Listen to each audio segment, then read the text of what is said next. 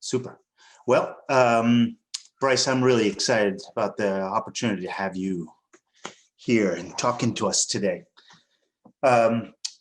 We have a bunch of people who can join us via LinkedIn Live, and throughout the course of this, one of the things I'm going to ask is for anybody who is in LinkedIn Live, please tell us where you're calling in from or where you're joining us from. We'd love to understand who you are and what you are. And this is meant to be an interactive session. So anybody who is on LinkedIn Live, in the comment box, just type where you're from. We'd love to know.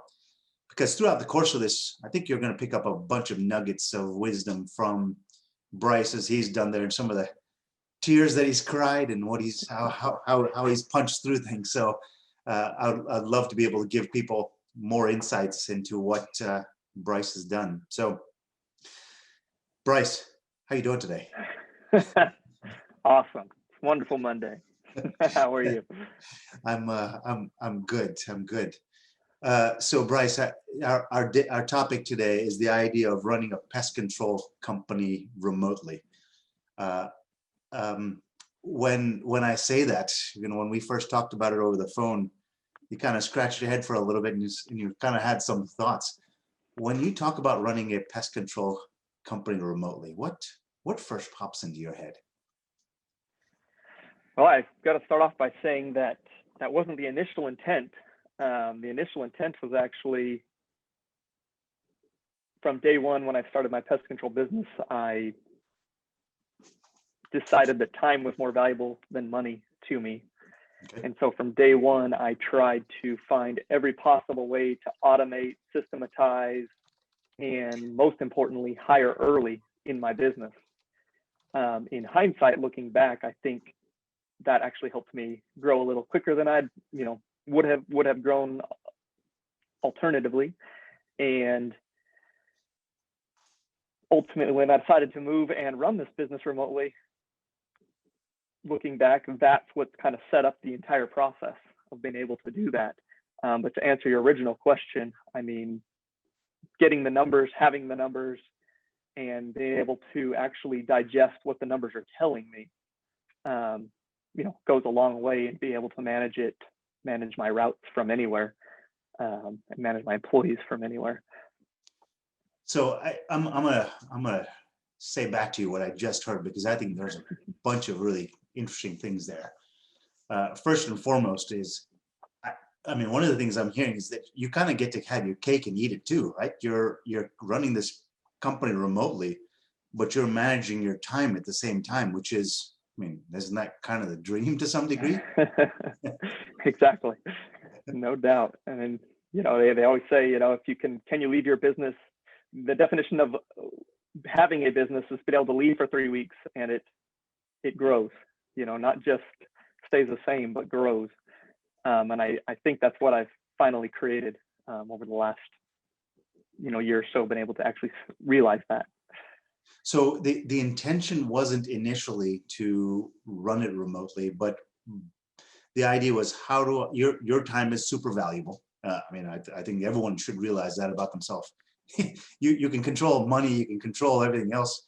You can't control time, right? Yeah. So your time is supremely valuable. How do I maximize the utility for my time was kind of I think what I heard is sort of the first mind shift, or sort of the mindset in terms of how you thought. Is that right? Absolutely. I mean, I looked around, from a very young age, I always wanted to be a business owner of some sort. I wanted to be an entrepreneur of some sort, and just never knew what. And, pest control ultimately ended up falling into my lap. And over time, I fell in love with it and fell in love with the business side of it as well. But I looked around in the pest control industry and a lot of other industries, let's be honest, but specifically pest control, and noticed that a lot of the owners were killing themselves day and night, at least 6 months out of the year, if not more, the busy season, summer. And I didn't want to do that. And so I don't want to start a business and just get out there and kill myself. What's the point of that? If I can make $100,000 and work 40 hours a week, or I can go work for myself and make $50,000 and work and work 20 hours a week, 30 hours a week, or whatever. That was the dream, right? So, all right, how do I do that? And that's kind of where it all started. So you kind of started with this focus on my time is valuable, and I want to make sure that at all periods of time that I am able to keep track of my time, limit my time. And that started to get you to start looking at the business by the numbers, as in what's going on every day, so that I don't have to spend all the time looking at things. The numbers kind of give you some of the story. Am I saying that right? Yeah, not only that, but the opposite as well. Figuring out which numbers are important and not just looking at numbers for the sake of looking at numbers. That was another trap I saw a lot of owners fall into, is they had all this data and all these numbers and all these metrics. But at the end of the day, what percentage of those numbers and metrics actually gave you what you were looking for, actually gave you the answers or something actionable to look for?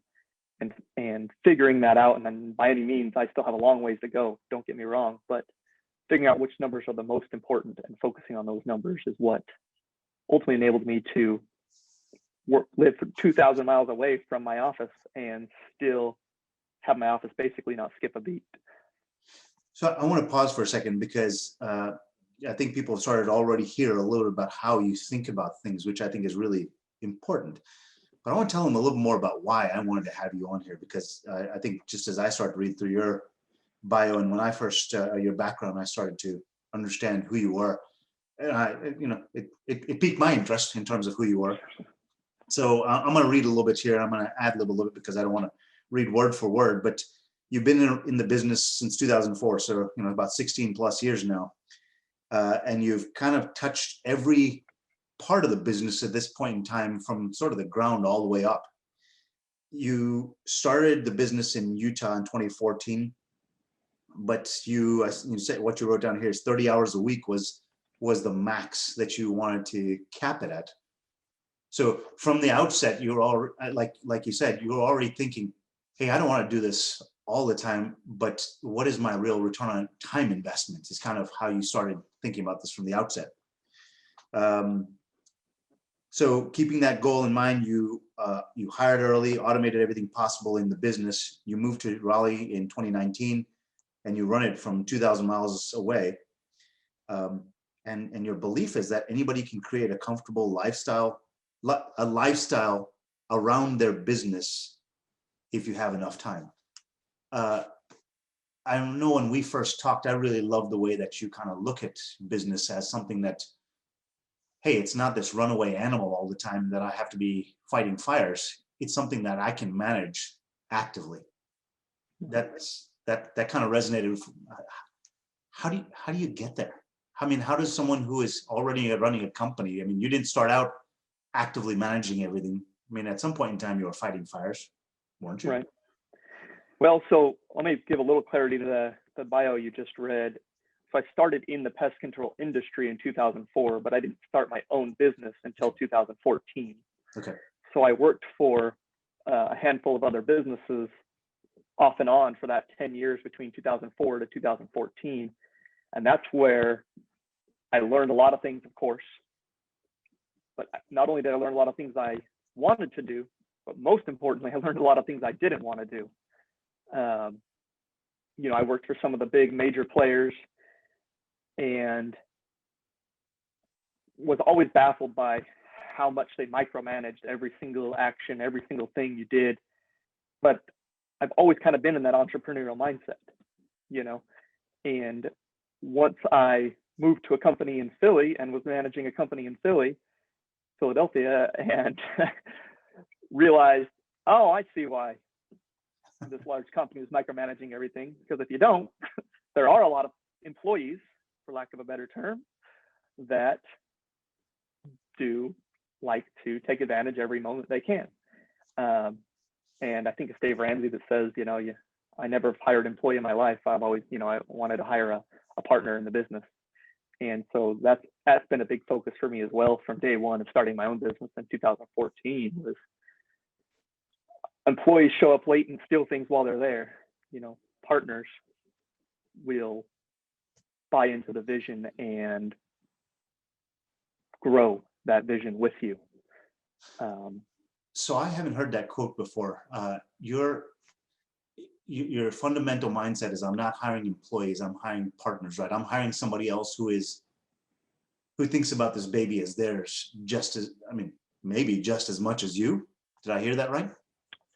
Ideally, and there are some shortfalls with that for sure that I've bumped into off and on. But in essence, I've had both. I've had employees and I've had partners. I'll take partners every day of the week. You've got to pay partners more for sure, but you want to pay partners more. That's the difference. When I've had an employee, I always wanted to pay them the least I possibly could to get them to perform the most they possibly could.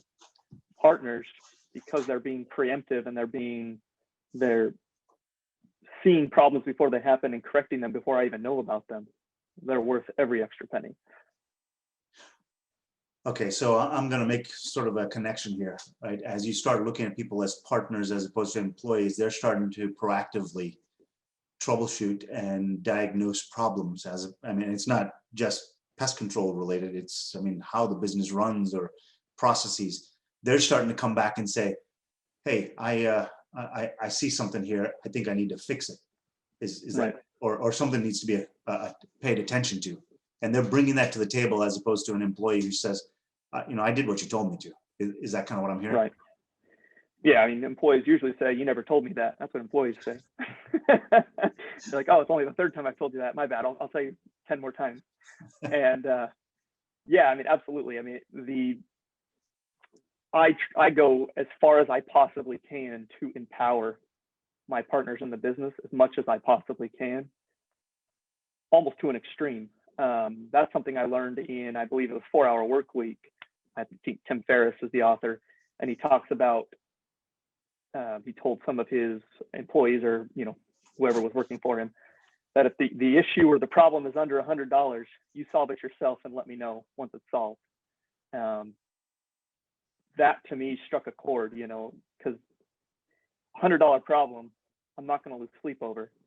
But if every employee is bringing you a $100 problem multiple times a day, that's going to become an issue. Yeah, absolutely. And before you know it, you're just a firefighter all day, just putting out fires, and you're never actually getting anything accomplished working on the actual business. And so that's part of it as well, is just empowering them. So one thing I drill with my employees is, if they're going to bring me a problem, they have to bring me 3 solutions, and I'll choose the solution. But what I end up doing is I ask them, which solution would you choose out of those 3? And 9 times out of 10, they choose the same one I would. Over time, they feel more and more empowered and come to me with less and less things. No, I want to stop it. We've got a couple of people that joined on, so please chime in. I know there's a bunch of people watching. Chime in. Tell us where you're from. Love to hear from you and hear who is on. And if you've got questions for Bryce, feel free to type them into the comments in the chat and tell us what you're thinking. Agree, disagree, need some clarification. Trust. What you're doing there, Bryce, is you're trusting those people. That's a hard thing to do. How do you make that? How do you make that shift? I mean, you got these people. I mean, I get the whole employee versus partner thing. It sounds, in theory, it sounds fabulous. That's a hard thing to do. How does someone make that transition in the way they think? It is. It's a very hard thing to do, especially for entrepreneurs, I think, because you took the plunge, you went out and you created a business, took all the risk and risked all your capital and family life and your kids. I mean, everything that goes into that. And now you're going to entrust that with somebody who can't do it as good as you, right? I mean, ultimately, that's what you're doing. If they could do it as good as you, they'd go start their own business. Why do they need you, right? But I don't know where I learned this. It was in a book as well. But the enemy, I don't know what it is. Long story short, there is such thing as good enough. And as an entrepreneur, as a business owner, you have to be okay with good enough. If you're always searching for perfection, you're never going to get there, and you're just going to play firefighter all day long. And yeah, it seems like perfection is kind of a moving target anyway, right? I mean, perfection's the enemy of great. Is that it? Something like that. Yeah, that's right. I mean, if you've got a customer and their definition of perfect and your understanding of perfect are probably different. So you get to your perfection, not theirs, and that it's still not perfect, right? Right, right. So what would you take as I mean, kind of shifting this mindset isn't something that you can do overnight, right? You don't wake up Monday, January 11th of 2021 and say, all right, I'm change all of this, right? It takes time. How does someone start? Where would you advise them to start? I mean, before I started my business, I was an avid reader. One thing that being a pest control technician enables you to do is be alone a lot of times with your thoughts. And the mass majority of the pest control technicians around me were listening to music all day. Since 2004, when I was 18 years old, I never listened to music. It was always a book on tape, talk radio, now podcasts, all the things that hopefully would make me better or teach me more or give me a greater understanding. And ultimately, that's what I credit it to, is not basically making my vehicle or making my normal day a university. I didn't graduate from college. I went to college, had a great time, but I definitely did not graduate. And I look around and, because of the amount of books I've read, I feel like the knowledge is there. Now instituting it's a whole nother level, right? And I don't know exactly what you were asking me, but I think that answered it.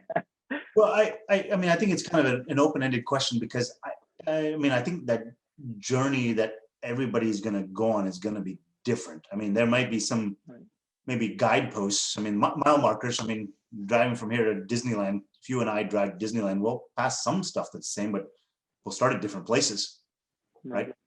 So I think that's a little bit of what I'm hearing is that what kind of got you there is you started seeing some of the mileposts that other people had talked about in the past or what they've seen in their experience as you read books or listen to them talk. Does that sound right? Yeah, and most mentors that I was listening to and things told me to, have a full-time job and build your business on the side. And as it grows, eventually you'll be able to take that leap.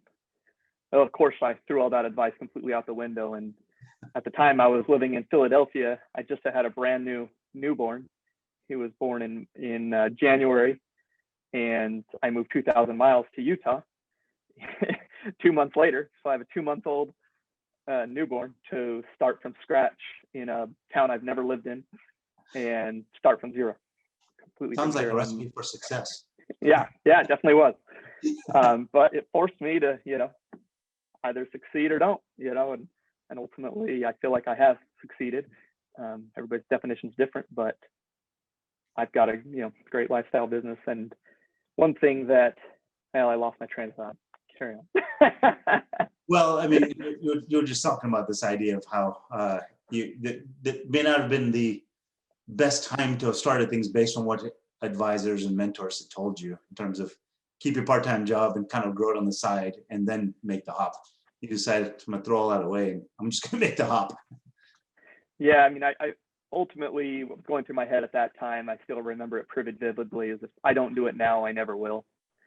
And so this is my last chance, my last opportunity to make a business work. Because I've tried MLM companies and pyramid schemes, whatever you want to call them, off and on through the years, and always had big dreams, but never materialized into anything. And a lot of that I blame myself mostly, as it was, I didn't put in the work that I needed to make that successful. But this, I knew, as long as it was enough time, if I had enough time, before I'd run out of money, it was going to be successful. So I sold everything, got my expenses to as low as I possibly could, and tried to make it work. And here we are. So when you and I have talked, we've talked about data. Data is just a word that is, I mean, everyone, I feel like it's the word that, I don't know, it's a word that people keep throwing around so much. and it means a lot of different things to a lot of different people. So maybe let's start with my question kind of changed just as I was talking to you. What does data mean to you? What does it feel like when you think about the word data based on what you've learned? So to me, especially, you know, over the years, is data has been nothing but what the reports spit out based on what I've input in, right? Ultimately, data is not super valuable unless there's, you know, something you can do with it, unless there's something actionable in that data. Looking at, you know, my business and I'd say many of the other businesses I've talked with, you know, we've got trackers on all of our trucks. We've got pest control software. We've got the HR software. We've got all these different walled gardens or whatever word you want to use of a bunch of data, but it's not really working harmoniously together very much. And to make it actionable, a lot of times takes a considerable amount of time. And again, pest control specifically, that's where I can speak to the most. A lot of companies, including myself, will completely just ignore everything for 6 months, 9 months out of the year, and then try to figure it out that 3 months in the winter before we ramp right back up again and start all over again. And so it's just a constant, what is this data telling me? Trying to figure out what the heck this data is telling me. So what I'm hearing here is that's this idea that data is this opportunity to understand what's happening, but it doesn't tell you everything by itself. You've got to kind of read between the lines a little bit. Is that right? Yeah, oftentimes. I mean, I think the old saying is, you know, as a business owner, you want to work on your business and not in your business. And I think that's where data comes in, the ability to actually work on your business and pay attention to the data and correct accordingly or adjust accordingly. Unfortunately, you have to be in a special place a lot of times, unless there's, you know, certain softwares out there that hopefully can do it for you. But I haven't found too many that do that for me, that's for sure. Yeah. So let's kind of talk a little bit more about that. So people have got pest control software, they've got tracking software. How do they take that information from those various systems and actually change it into something that they can make action on? Did you read that in a book somewhere? No, well, no, I think that's more of just experience in the industry. Again, going back to what we were talking about before, is figuring out what data is most important, what metrics are most important. And when you combine this data point with this data point, or this metric with this metric, what does that get you? And for me, I don't know if you wanted specific, but. Well, I mean, I'm just kind of curious for others. I mean, if I think a lot of companies have a lot of information in all these different systems. Right. But I don't know, let's just pick an easy one, telematics or, you know, fleet management, GPS stuff, right? Yep. I think a lot of companies have something in place, but I think a lot of people use it just purely to check and make sure that their employee went somewhere. Yeah. I mean, for me, we've used it. A customer calls and says, "Oh, your tech was never at my house," and he says he was. All right, well, let's pull up the GPS. Yep, it looks like he was there. Nope, he wasn't.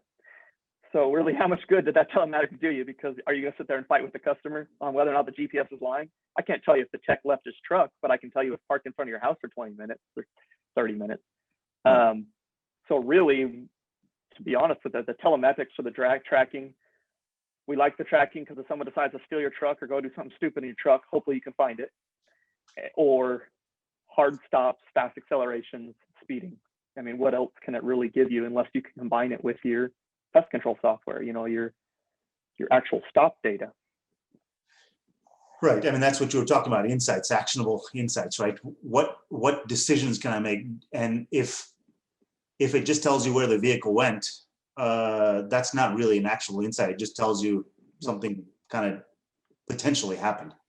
You're saying, how do you take some of that information where you can now start to say, all right, I can do this now as a result of that? That's the way you think about it. Is that right? yeah, I mean, I want to see, was my tech actually at this stop for the proper amount of time? Was this tech driving carefully between those stops? Was he going the most efficient route to those stops? You know, not going to the gas station to grab a snack 6 times a day between the stops, which is adding another hour or 2 on his route that I'm paying for, you know, that kind of thing. And running a company remotely, how does that help you by starting to see that? I mean, to me, I mean, on one end of the equation, that could just start to create a headache there because you've got all this information kind of coming in the door that you don't have. How do you balance that between information that is, I mean, the last thing I want is the honey-do list, for me at least, always seems to have more things on it than I can actually get knocked off. Yeah. How does this not turn into a honey-do list? Well, I mean, in a way it kind of does, but my motto is kind of trust but verify, which is again why I'm hiring partners and not employees. And so I have to be able to have a system to verify. And to be honest, I don't have that system yet. You know, there's still a long ways that can go in getting better and better. But because I have automated and systematized and, you know, done everything so much to the point now that I've got the extra time that I can actually spend the time manually doing a lot of this stuff. But boy, would it make a whole lot more sense and money and anything else to be able to create a system that, you know, kind of combines those two. Yeah, and so I mean, it's there. You can do it. It's just not the easiest thing. So you've done some consulting for companies in the past. Where were most of those companies that you've come in and done some consulting for in the pest control space? Where were they, and kind of based on what you've done in terms of running your own company remotely, what was that pathway? How did you help them out? Where did you take them from and to? So there's a few different ways to take that. The first thing you do, or the first thing I usually do when I go into a company, is to try to get a hold of the P&L, to try to start there, or the profit and loss statement. We want to start there just to see if there's any glaring red flags. For example, you know, in the pest control industry specifically, is our material. You know, the chemical we use or the products we use. There's a pretty well recognized percentage of how much chemical use you should be using for how much, you know, for each revenue, right?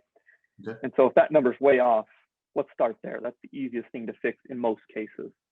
But the next thing I like to do is just to ride along with some of the technicians and see what recommendations they have, because the people in the field oftentimes will know more of what's going on on the ground, which they should, than any of the management, right?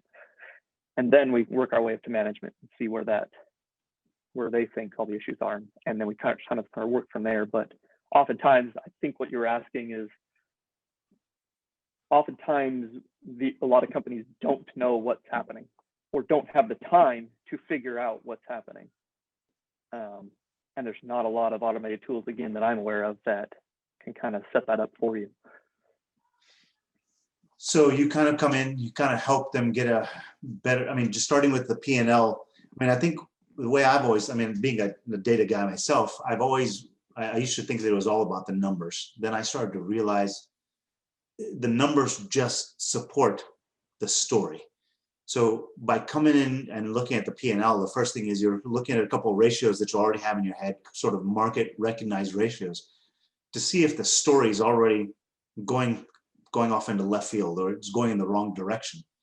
Because now all of a sudden, if you start to understand where the story is through just profit and loss data, you can start to figure out if there's something already wrong with the story. And now you can start asking questions. Is that right? Right, absolutely. And sometimes it ends up being you're too top heavy, you know, too much management for not enough revenue, or, you know, and so let's start there. Why do you think you need all this management? And sometimes it comes down to just a family business, you know, they're overpaying, and that's okay. All right, let's move to the next step. You know? Okay. So kind of come in, start to get a sense of what the story is. What does sitting with the technicians, how does that, so you said P&L first, is I think what I'm hearing, I suspect this could change. but you start with the P&L and understand that story a little bit. And then the next thing that you talked about was the employees and doing ride-alongs. How do those connect? Why is ride-alongs the potentially next step after that? Well, because ultimately the technicians are going to make or break your company in general. You know, if they're using 20% product cost on every stop, you know there's going to be a way to get that down. You know, whatever those numbers are, those ratios are for you. If your technicians are out there super disheartened and just hating their life and hating their job, and they're just there because they're just trying to make a paycheck to make ends meet, there's a whole nother issue right there, you know, that we've got to address. I mean, there's just so many things you can find out in the field that ultimately are going to trickle up to the top of that company that you've got to just start to figure that out from there. So you kind of start to observe the behaviors of the techs or the employees, kind of how they're interacting, some of the choices that they're making, why they're making those choices. And ultimately, I suspect you report back to the management of that company, hey, here's some of the things that I'm starting to notice that might be, and you've heard me use these words before, effective or ineffective. Is that, am I getting that right? Yeah, I mean, let's talk about the telematics side. The technician can pretend to drive safe and pretend to spend 20 minutes per stop for about the first half of the day. But within a few hours, they'll fall into their old habits almost, you know, pretty quickly. And you're going to see them real quick. Oh, that was a quick brake. Oh, that was a quick acceleration. Oh, it looks like they're going 10, 15 over the mile, you know, speed limit by the end of the day. Oh, they're only spending 15 minutes in stops when the 20 minutes is the requirement. You know, those things start happening towards the end of the day. And that's when you really get to see how the office is performing. So as a company, we try to visualize a lot of those behaviors so that people can see that information. And I think what I'm hearing is that that is kind of the process by which you go into companies to help them understand what that behavior is. Because once they start to understand the behavior of the technicians, then they can start to say that 20% product use, or, you know, just, you know, there's another graph I was looking at the other day, and it showed that an employee has a really high idle time compared to other employees. Now, that could be that it's hot outside. It could be also just the, or, you know, whatever else. But it could just be that instead of planning their day at the beginning of the day, they're planning it after each visit. And, you know, that could lead to another 45 minutes of service time that day, as opposed to just sitting and burning gas, right? Not only that, but when I hear that, I hear a whole different thing. Okay. If I can monitor idle time over a period of time, let's say 3 to 6 months, or, you know, whatever, and I can see what that tech's normal operating procedure is with the normal idle time, and then it shoots up, that tells me they're having problems at home, most likely. That happens all the time. I've noticed that, you know, when your idle time shoots through the roof, you sit down a technician, and all of a sudden they're fighting with their wife, or their kids in the hospital, or, you know, their mom's sick, or, you know, all the things that go into whatever a family, you know, problem is, and it's just slowing them down throughout the whole day, or they're sitting in the truck talking on the phone a lot more, and, you know. So yeah, I mean, something as simple as idle time can tell you a whole lot about your operation. So I feel like there's an elephant in the room here. Why does that matter? Why do I care if my tech's having problems at home? I paid him for a job. Well, because ultimately you take my motto is I take care of my partners, employees. The employees will take care of the customers, and the customers ultimately take care of the bottom line, right? If you're not taking care of your employees, if you're not taking care of your partners in the business, why would they ever take care of your customers?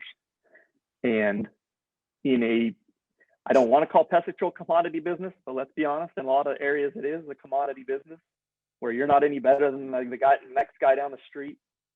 The only way you're going to differentiate yourself is your people and the vision your people have bought into and believe in. And if you can't get them to do right by the customer, do right by the company, what are you doing? You know, you're going to be fighting an uphill battle. So I want to make sure that I keep pulling on threads as I'm kind of hearing them from you and understanding more, but I'm kind of bringing this back to running a company remotely through the data. I'm starting to hear that with the data, you're able to start to see trends like with something like an idle time, how they've been trending over the last number of months compared to everyone else. You're Right. starting to see, look, this guy, gal, whoever else it is, right? This partner in my company is having some difficulty. Now, in terms of the time that you spend on the company, that 30 hours or 30 hours or less that you wanted to spend, that's where you're spending your time now, is starting to spend time on the employees and making them, the employees, the partners, making them feel valued, removing barriers and friction for them to do their job better so that you take care of them and then take care of the customer. That's what I'm hearing. That's the idea, no doubt. You know, and ultimately for me, that's the part of the business I enjoy more than anything else, right? Business owners in general get a bad rep in this country. You know, there's all the things you hear, but for me, if we can, as business owners, create more jobs, more well-paying jobs, more importantly, and what I like to say is even what's the national average? I want to pay more than that. And that's not just that's actually a pride point for me. I don't want to figure out what's the minimum I can pay my guys. I want to figure out what's the maximum I can pay my guys. Because ultimately that's what's going to give you lifelong employees, which saves you a whole lot of money to the bottom line than constantly having turnover. But more importantly to me, a whole lot fewer issues. When I'm 2,000 miles away, I can't have a troublemaker technician that's, you know, partner in my business that's constantly causing me heartache. You know, I need people that are going to work alongside with me, not people that are working under me. And that to full circle back to the data, I have no idea how they're doing or what they're doing without the data, because there's no way for me to follow them. There's no way for me to, I mean, I guess I could call customers and see how they're doing, and there are ways you can do that, but the data is very, very important for me. But Bryce, does this scale? I mean, okay, let's say it works at 5. Let's say it works at 20. Let's say it works at 55. I mean, can you run a company with 500 employees this way? I mean, at some point in time, it becomes too cumbersome, does it not? I mean, I'm kind of curious. How do you scale a system like this? So, yeah, I think in the growth phase, especially early growth, it is hard to, you can't, you know, grow a service company remotely by any means. You know, I couldn't have grown this without being in there. But ultimately, once that decision's made that that's what you want to build, you have to put the systems and processes in place, or else you'll know you'll never double leave, you know. But I don't know, like, I think it's actually in the larger numbers, it's far more realistic than in the smaller numbers, and I'm doing it in the smaller numbers. Once you get into larger, I mean, you're hopefully just managing your managers, right? You're working completely on the big vision of the business and leaving that up to the management to manage. So to answer your question, yeah, I think it is definitely ultimately scalable. So I'll point at myself here. Oftentimes when I've run companies in the past, I was the biggest problem. Right. Because I didn't see something the right way. And I thought, I feel like the phrase that the beatings will continue until morale improves may have been the way that I managed in the past. Right. That doesn't work, because that means I just have to do more beatings and morale never improves. I think what I'm hearing from you here is that you're actually able to keep morale and retention high 2,000 miles away, because Right. you shifted your mindset to where even though you're 2,000 miles away, it's a phone call. And I suspect it's a phone call is the way you communicate with your employees. Is that kind of the end product? Is that kind of the outcome that you've reached? Yeah, I mean, ultimately, I look at dozens of pest control companies, and the owner or the branch manager or even the service manager a lot of times never leaves the office. I mean, they leave the office to go home at the end of the day. So if you're never leaving the office, why can't you live wherever you want? We've got internet everywhere. We've got phone everywhere. You know, I mean, that's ultimately what the decision was made with me. Is I looked back and I said, wait a second, I haven't left the office in 2 years. Why don't I go try out a new city? Yeah. Why don't I go vacation a little more? You know, things like that.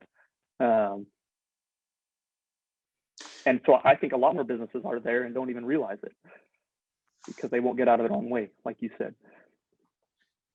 So how would you, are there books that you would recommend, or are there ones that you thought that were of note or worth looking at as a way to start to shift? Because, you know, well, I mean, when you and I first talked and you said you run a company and then you told me it was 2,000 miles away, I was like, wow. I mean, that's kind of the way Facebook, that's the way sort of Zoom kind of, you know, these gigantic tech companies, that's the way they operate. But you're operating like that at not 15,000 employees at least.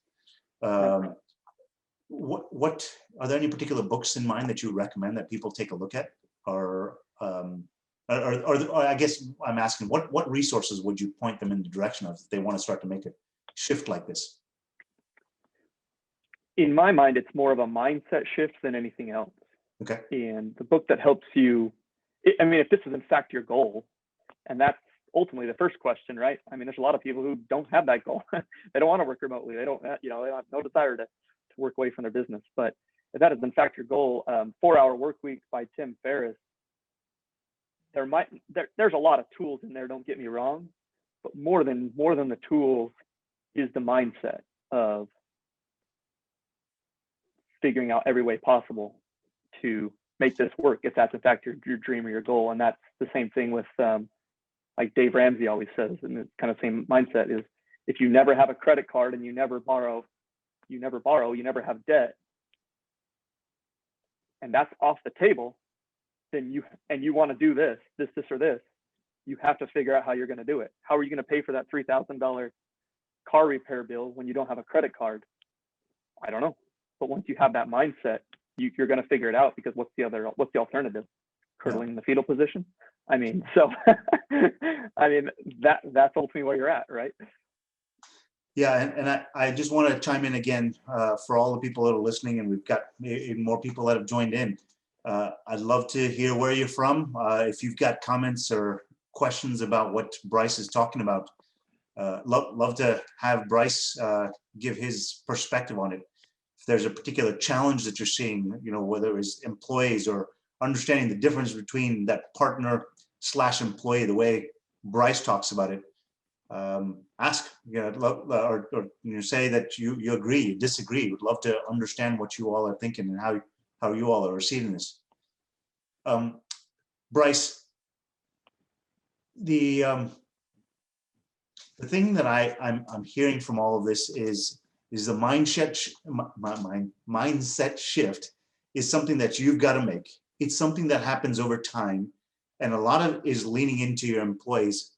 And the only way you can lean into your employees is have that ground truth and understand what's happening all the time, so that you can say, I know what's happening. I can start spending more time with my employees.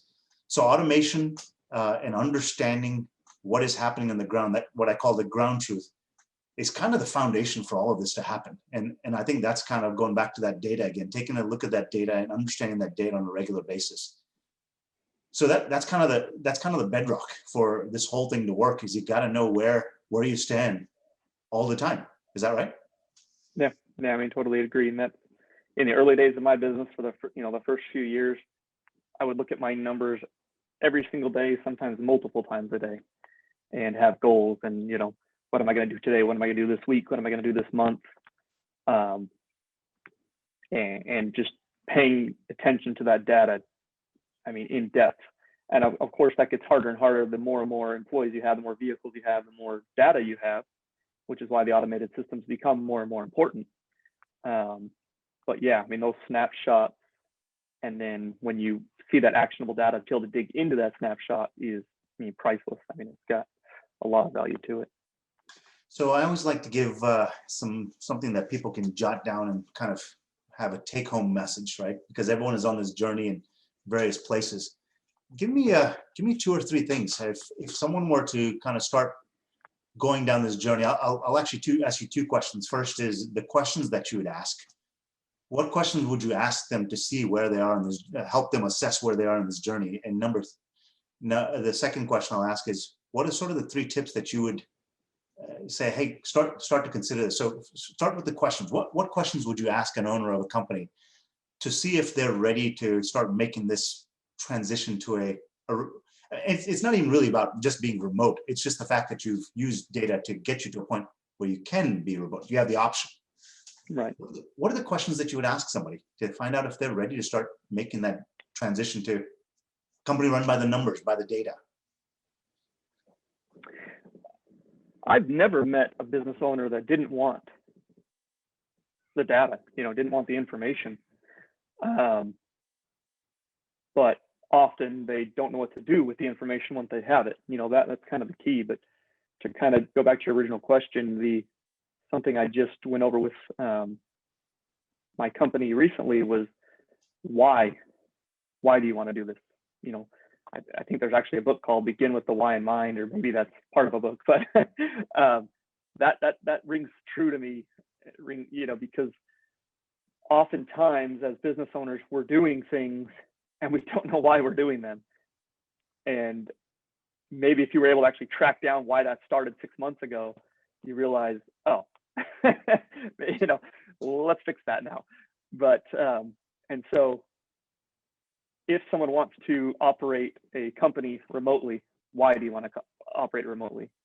Let's start there, because ultimately that's what everything's going to build from. And now when you see the data and you say, does this get in the way of my why? Is this technician, he takes 25 minutes on every stop, and I really want him to take 20. So he's an hour slower or 2 hours slower than maybe the average technician every day. But everything else is just perfection. Am I going to keep drilling that technician, drilling that employee, and trying to get them to move a little faster? Or am I going to meet them where they're at and adjust accordingly? Maybe one of the other technicians gets paid a little more because he's able to move a little faster. I don't know. There's a lot of options there.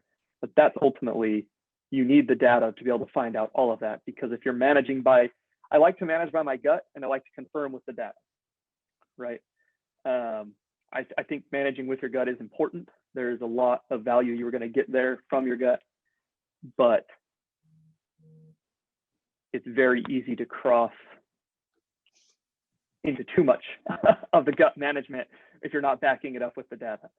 So now personal feelings enter. So when you say trust but verify, you get the idea in your gut, and you feel something, and then the second thing you do is, all right, is the data telling me the same thing? Is my gut feeling right? And if it is, all right, now I know what to do because I know my measuring stick, the why. Right. Yeah. In essence, that is it. I mean, like I say, without the data, you're going to be lost. I mean, you got to have that day-by-day data. So give me 3 things that you would, if someone says, all right, I've been running this company for a while, I've been banging my head against the wall, or I've been sitting at this level for some period of time. I'm ready to shift from 2nd to 5th gear, right? I'm ready to get going faster. What are the first 3 things that you would suggest to them that they do? Oftentimes, if someone feels like they're just burning the candle at both ends, and they just, are spinning their wheels, they're stuck at, I don't know, $1 million in revenue. That seems to be a big plateau for a lot of companies. They just can't get over that $1 million hump year in and year out. Oftentimes, what I've noticed or feel like the issue is like we were talking earlier, the owner, the entrepreneur, whoever, can't get out of their own way. They still want to have their hands in micromanaging that entire business. And you just can't do that. There's just no way to build something big, to build something great by doing that. And again, I can't speak to that a lot, the big thing to build, but the business, I call my business, it's a, oh, now I lost it. I think I had it in the bio. Basically, boutique? No, I don't know. Anyways, again, you have to be able to be okay with good enough. That's important. That's an important differentiator, because a lot of the people, especially pest control, who start pest control businesses were really good technicians, and now they're trying to hire really good technicians, but they're not so good at training them how to be really technicians. And some people just don't have that capability to be as good as you. If they did, they wouldn't be working for you in general. So I think one of the things I heard here is, one of the keys is starting to understand your why. That's the guide. I mean, I was making an analogy in a podcast I was doing a couple of days ago about this idea of David Robinson playing NBA basketball, and he said, inside the paint, that's my house, right? You don't come into my house.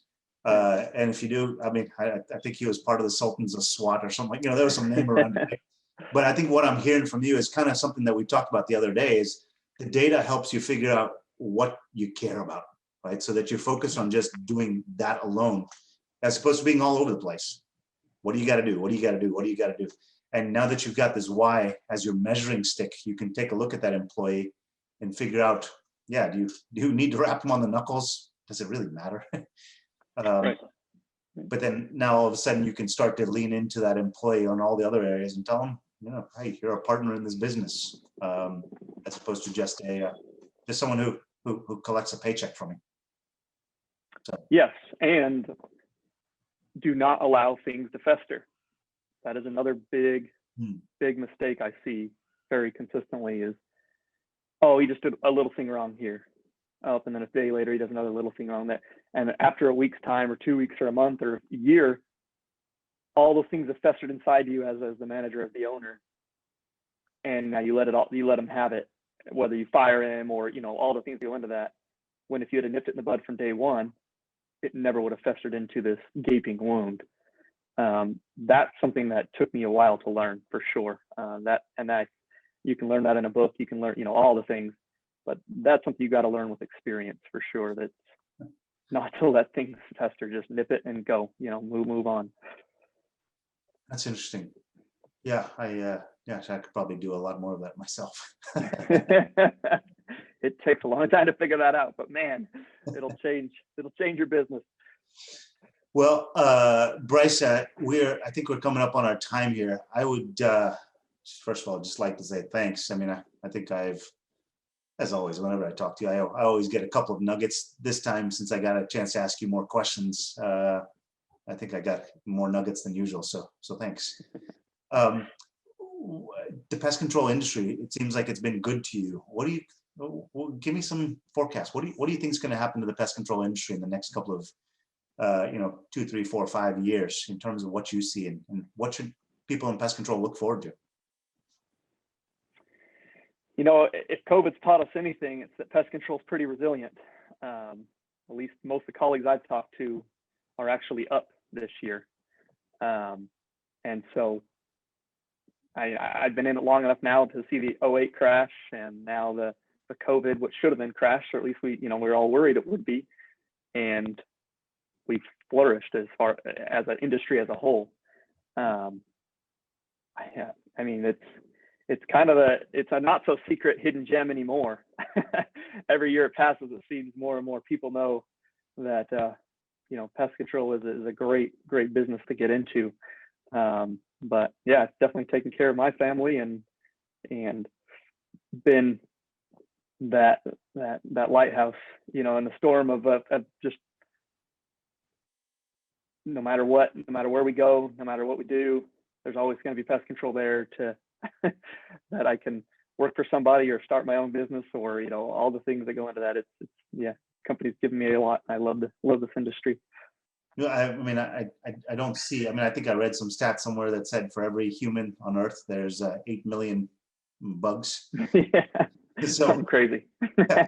they're not going away tomorrow. I mean, pest control is getting better. It's still not that effective yet.